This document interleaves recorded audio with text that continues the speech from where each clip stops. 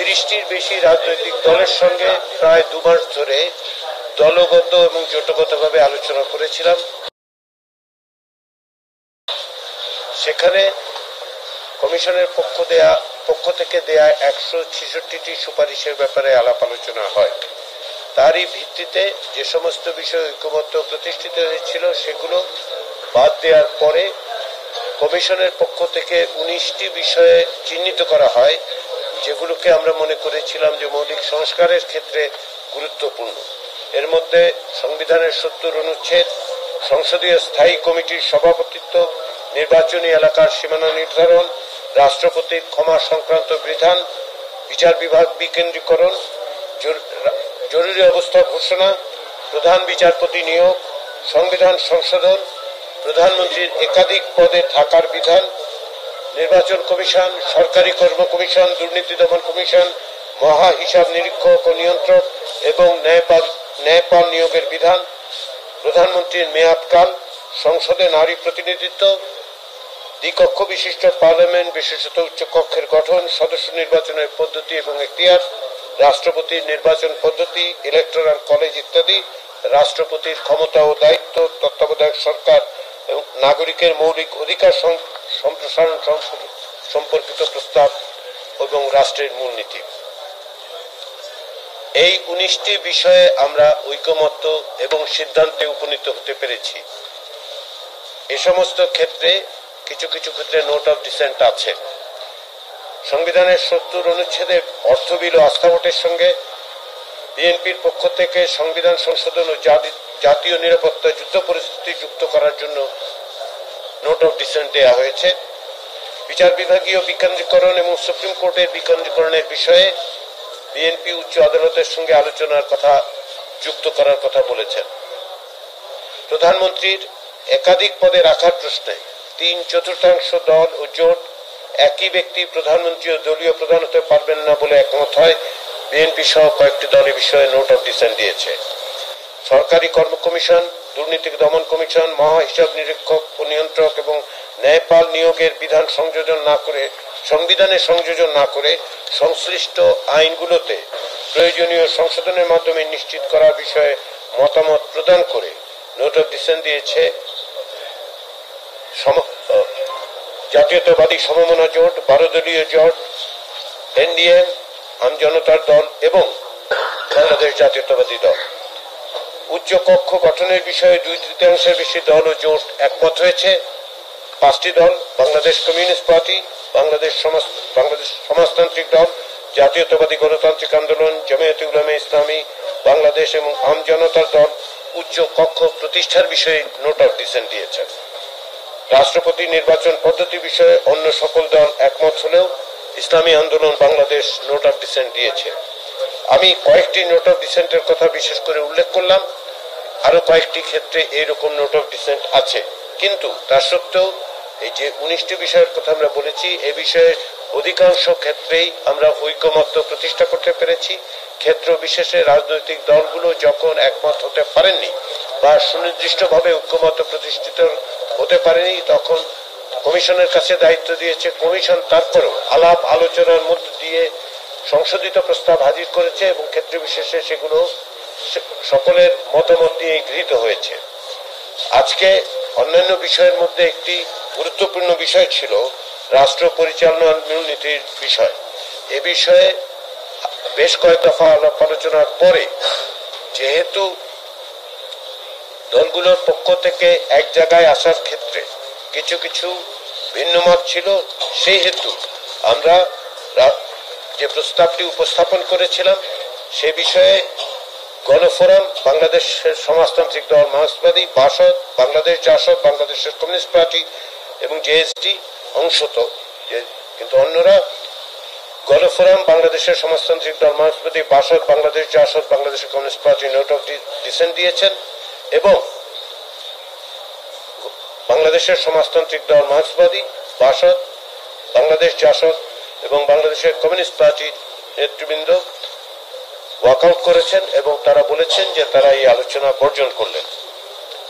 নারী প্রতিনিধিত্বের বিষয়টি নিয়ে সবচেয়ে বেশি নোট অফ ডিসেন্ট পাওয়া গেছে এবং সেক্ষেত্রে এই বিষয়ে সুস্পষ্ট ঐকমত্য আছে যে জাতীয় সংসদে নারী প্রতিনিধিত্ব ক্রমান্বয়ে 100-তে উন্নীত করা হবে। তবে কোন দল সরাসরি নির্বাচনের মাধ্যমে এবং কোন দল সংখ্যানুপাতিক পদ্ধতিতে সংরক্ষিত নারী আসনে নির্বাচনের পক্ষে। বিদ্যমান 50টি আসন বহাল রেখেই আসলে এবং সেখানে প্রয়োজনীয় সংশোধন করে নারীদের আসন বৃদ্ধির ক্ষেত্রে আমরা সুস্পষ্ট কিছু প্রস্তাব দিয়েছি। সেক্ষেত্রে বাংলাদেশের সমাজতান্ত্রিক দল কমিউনিস্ট পার্টি অফ বাংলাদেশ প্রথম অংশের বিষয়ে অর্থাৎ জাতীয় সংসদে নারী প্রতিনিধিত্ব ক্রমান্বয়ে 100 আসনে উন্নীত করার বিষয়ে আপত্তি করেছেন। অন্যান্য দলেরও কিছু নোট অফ ডিসেন্ট আছে।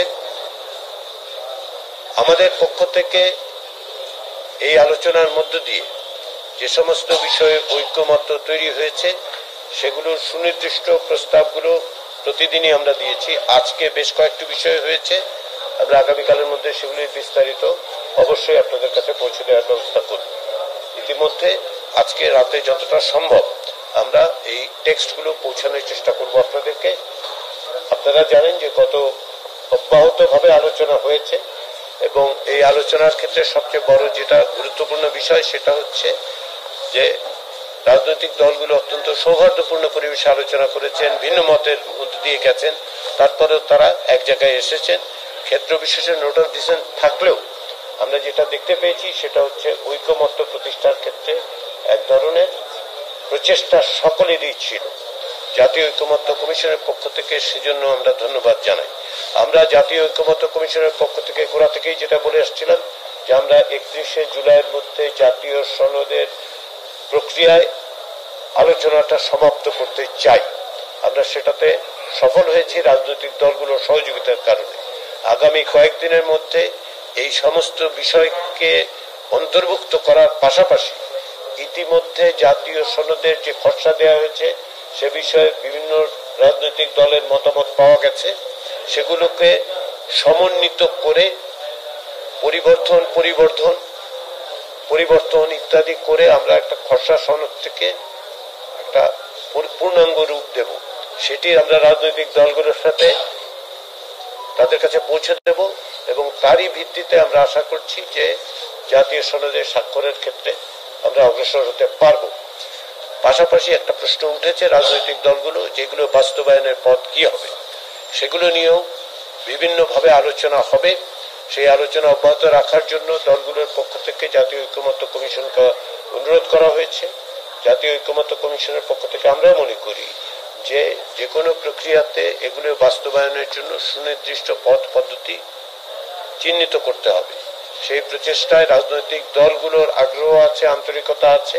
আমরা অনুরোধ করেছি যে তারা নিজেদের মধ্যেও আলাপ আলোচনা অব্যাহত রাখুন। আমাদের পক্ষ থেকে আমরা অনুঘটকের দায়িত্ব পালন করব এবং বাইরেও যতটুকু প্রয়োজন অর্থাৎ সকলকে সমন্বিত করে সকলের সাথে এই বিষয়ে পথ পদ্ধতি নিয়ে আলাপ আলোচনায় আমরা অংশ নেব। তার আগে আমাদের যেটা দরকার সেটা হচ্ছে জাতীয় সনদটার পূর্ণাঙ্গ রূপ দেয়া। আগামী কয়েকদিন ধরে আমরা সেই কাজটাই করব। পূর্ণাঙ্গ রূপ দেওয়ার পরে সেটি রাজনৈতিক দলগুলোর কাছে আমরা পৌঁছে দেব। তাদের কিছু যদি মতামত থাকে সেগুলো যদি সংশোধন করতে হয় সেগুলো আমরা করব এবং তারপরেই কেবলমাত্র এটি বাস্তবায়ন বিষয়ক আলোচনার সূত্রপাত হতে পারে। আমরা আশা করছি সেটা খুব দীর্ঘ সময়ের বিষয় হবে না। তবে রাজনৈতিক দলগুলো এবং কমিশন আপনারা জানেন দীর্ঘদিন ধরে একটানা কাজ করার কারণে কিছুটা সময় দ্রুতগতিতে আমরা অগ্রসর হব, কিন্তু আমরা আশা করছি যে জাতীয় প্রয়োজনের কথা বিবেচনা করে, গুরুত্ব বিবেচনা করে আমরা যতটা দ্রুততার সঙ্গে সম্ভব সনদের পূর্ণাঙ্গ রূপটি রাজনৈতিক দলের কাছে পৌঁছে দিতে চাই। আমরা জানি, ব্যক্তিগতভাবে আমি এটা বুঝতেই পারছি যে আপনাদের অনেক প্রশ্ন আছে। একটা দীর্ঘ আলোচনার পরে সারাদিনে অনেক রকম প্রশ্ন আপনাদের আছে। আমাদের পক্ষে এই মুহূর্তে সেই প্রশ্নগুলো নেওয়া এবং উত্তর দেওয়া সম্ভব হচ্ছে না বলে আমরা অত্যন্ত দুঃখিত। আমরা ক্ষমা প্রার্থী। আমরা চেষ্টা করব কমিশনের পক্ষ থেকে যতটা সম্ভব দ্রুততার সঙ্গে একটা, যদি সম্ভব হয় আমরা একটা সাংবাদিক সম্মেলনের মাধ্যমে আপনাদের প্রশ্নের উত্তর দেওয়ার চেষ্টা করব।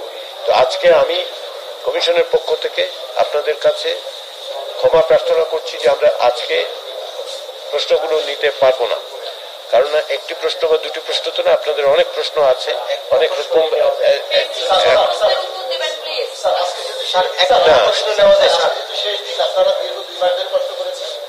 আমি আপনাকে বলেছি, আপনাদেরকে বলেছি যেটা, সেটা হচ্ছে যে আমরা আন্তরিকভাবে দুঃখিত, আমরা ক্ষমা প্রার্থী যে দুটো প্রশ্নতে হবে না। সবাইকে আমি আবারও ধন্যবাদ জানাচ্ছি। আপনারাও গত 23 দিনের এই আলোচনায় সার্বিকভাবে যে সহযোগিতা করেছেন সেই জন্য কমিশন